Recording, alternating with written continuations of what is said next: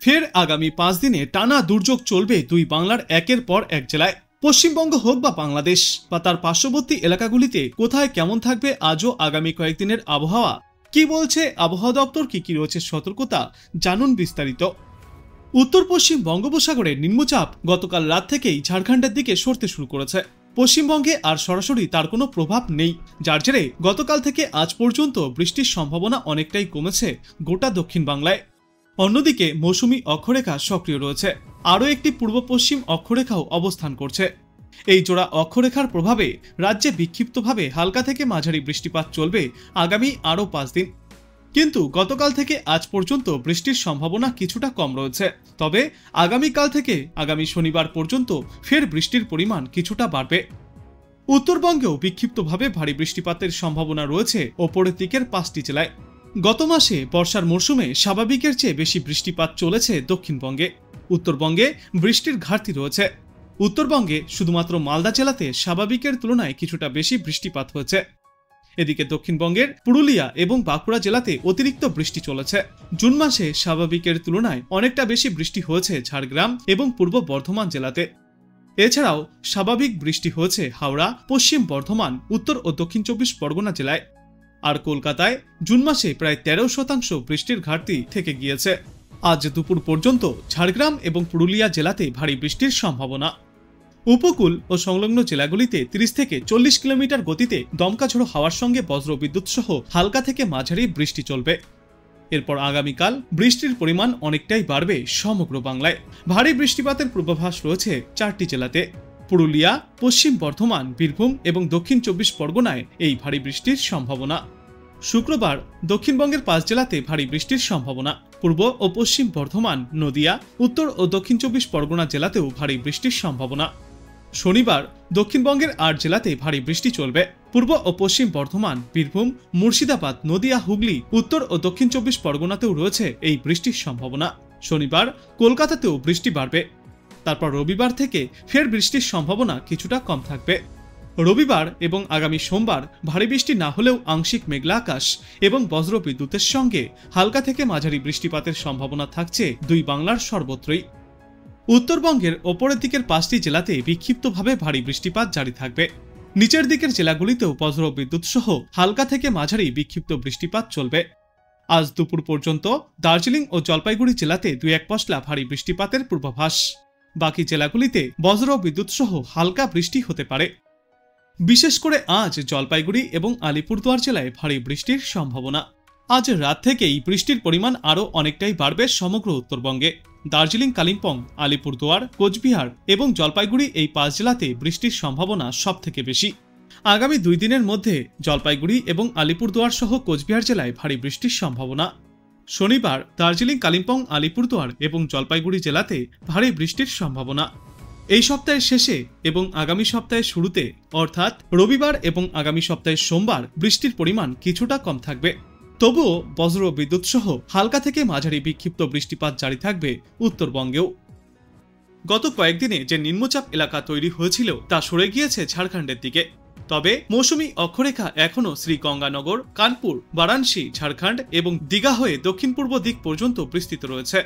এর ফলে আগামী 5 দিনে বাংলায় বৃষ্টির পূর্বাভাস জারি করেছে আবহাওয়া দপ্তর।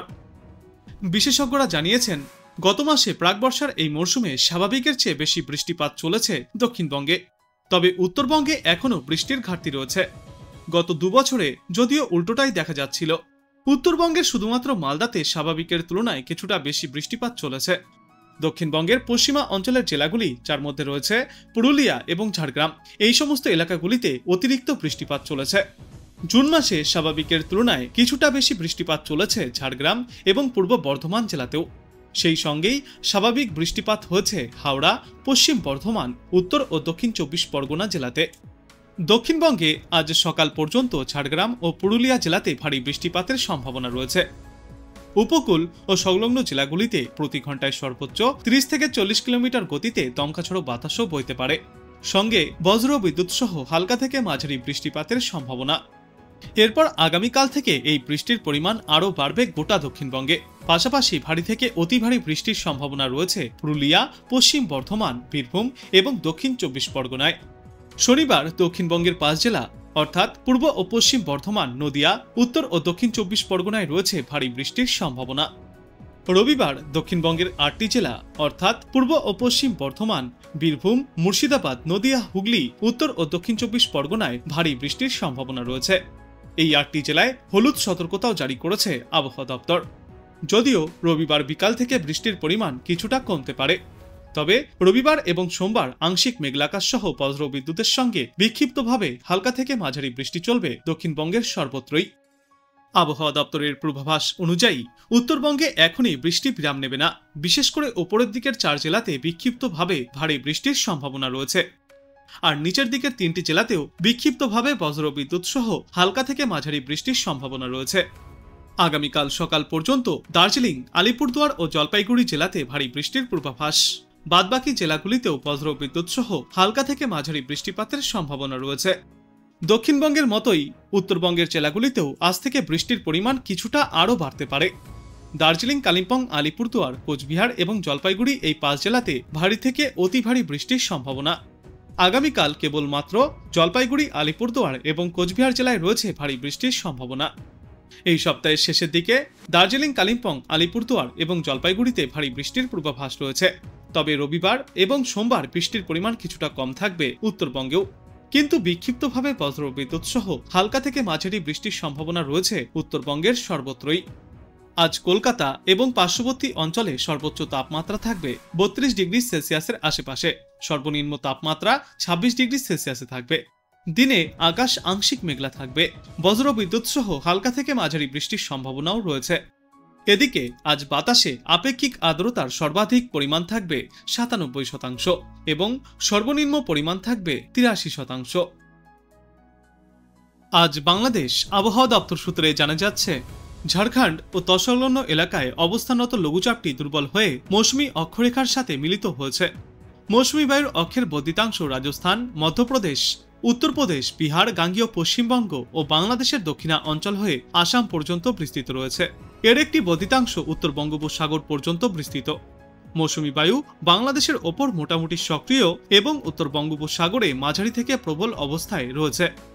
আজ খুলনা, বরিশাল ও চট্টগ্রাম বিভাগের অনেক জায়গায় এবং রাজশাহী, রংপুর, ঢাকা, ময়মনসিংহ ও সিলেট বিভাগের কিছু কিছু জায়গায় অস্থায়ীভাবে দমকা হাওয়া সহ হালকা থেকে মাঝারি ধরনের বৃষ্টিপাত হতে পারে। সেই সাথেই খুলনা, বরিশাল ও চট্টগ্রাম বিভাগের কোথাও কোথাও মাঝারি থেকে ভারী ধরনের বর্ষণ হতে পারে। সমগ্র বাংলাদেশ জুড়েই আজ দিন এবং রাতের তাপমাত্রা প্রায় অপরিবর্তিতই থাকবে। আগামীকাল খুলনা, বরিশাল, চট্টগ্রাম ও সিলেট বিভাগের অনেক জায়গায় এবং রংপুর, রাজশাহী, ঢাকা ও ময়মনসিংহ বিভাগের কিছু কিছু জায়গায় অস্থায়ীভাবে দমকা হাওয়া সহ হালকা থেকে মাঝারি ধরনের বজ্র বৃষ্টিপাত হতে পারে। সেই সাথেই সারা দেশের কোথাও কোথাও মাঝারি ধরনের ভারী থেকে অতি ভারী বর্ষণ চলবে। সারা দেশে দিন এবং রাতের তাপমাত্রা সামান্য কম থাকবে। 4 জুলাই খুলনা, বরিশাল, চট্টগ্রাম ও সিলেট বিভাগের অধিকাংশ জায়গায় এবং রংপুর, রাজশাহী, ঢাকা ও ময়মনসিংহ বিভাগের অনেক জায়গায় অস্থায়ীভাবে দমকা হাওয়া সহ হালকা থেকে মাঝারি ধরনের বৃষ্টি অথবা বজ্র বৃষ্টিপাত চলবে। সেই সাথেই সারা দেশের কোথাও কোথাও মাঝারি ধরনের ভারী থেকে অতি ভারী বর্ষণ চলবে। সারা দেশে দিন এবং রাতের তাপমাত্রা সামান্য কম থাকবে। 5 জুলাই রংপুর, রাজশাহী, ঢাকা, ময়মনসিংহ, খুলনা, বরিশাল, চট্টগ্রাম ও সিলেট বিভাগের অধিকাংশ জায়গায় অস্থায়ীভাবে দমকা হাওয়া সহ হালকা থেকে মাঝারি ধরনের বৃষ্টি অথবা বজ্রবিদ্যুৎ সহ বৃষ্টিপাত চলবে।